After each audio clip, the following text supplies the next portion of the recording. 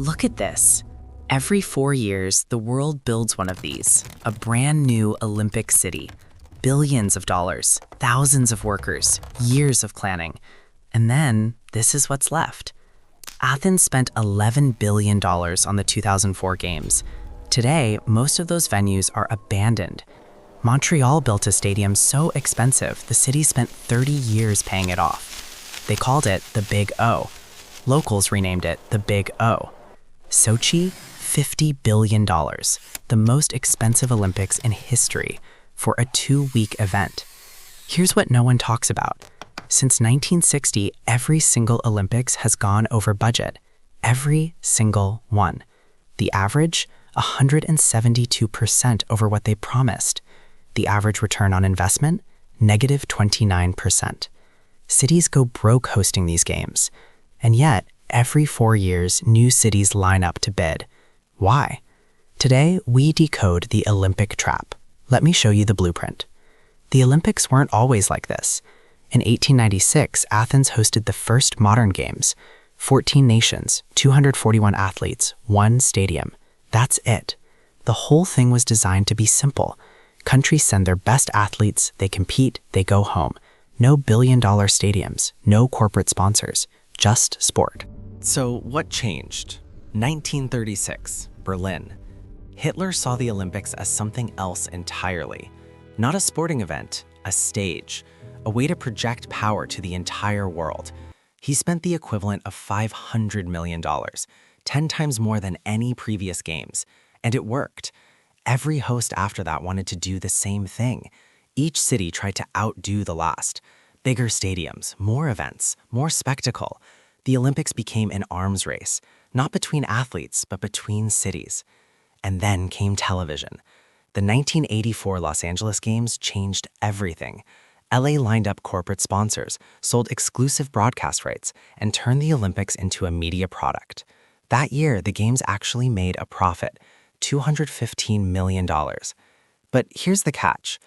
LA only made money because they used existing venues.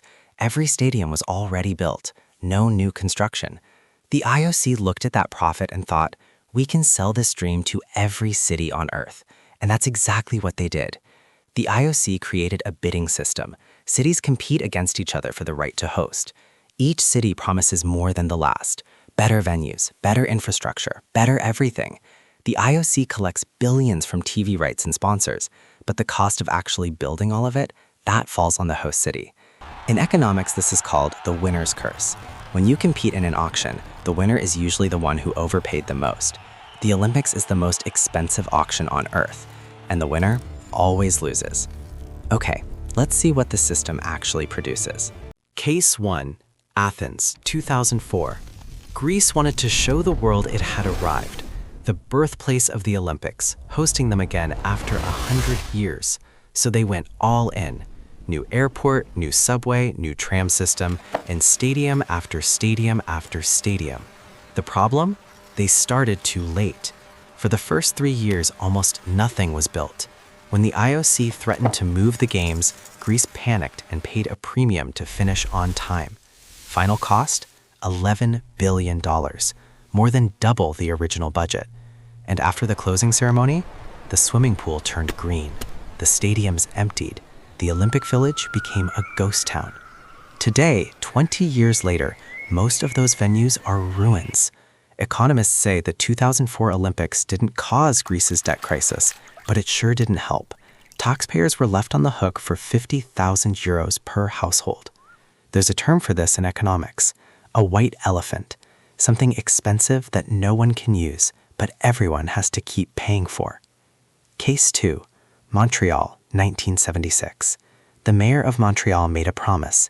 He said, quote, "The Olympics can no more lose money than a man can have a baby." The city budgeted $125 million. The final bill, $1.5 billion, 12 times over budget. The stadium alone, nicknamed the Big O, wasn't even finished by the time the games started. The retractable roof never worked properly. And the debt? Montreal didn't finish paying it off until 2006, 30 years for a 2-week event. Think about that for a second. A child born the year Montreal hosted the Olympics would have been 30 years old before the city finished paying for it. Case 3, Sochi, 2014. If Athens and Montreal are cautionary tales, Sochi is the horror movie. Russia spent $51 billion on the 2014 Winter Games. That's more than every previous Winter Olympics combined. $50 billion. For context, that's larger than the entire GDP of over 50 countries. Where did all that money go? A significant portion disappeared into corruption and cost overruns. Roads that should have cost $1 billion cost $8. A ski jump that other countries build for $50 million cost Russia $260 million. Athens, Montreal, Sochi. 3 different decades, 3 different continents, 3 different political systems. Same result every time. This isn't bad luck. This isn't poor planning. When the same outcome repeats for 60 years straight, it's not a bug, it's the system. But here's the question. Is this a real reform, or is it just the same system with better marketing? Right now, the 2026 Winter Olympics are happening in Milan. In 2 years, it's LA's turn.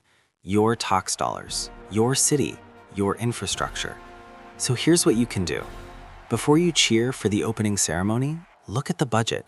Before your city bids for the games, look at what happened to every city that won. The Olympics are spectacular, but spectacle has a price. And that price is usually paid by people who never got a vote. A 2-week celebration, a 30-year debt.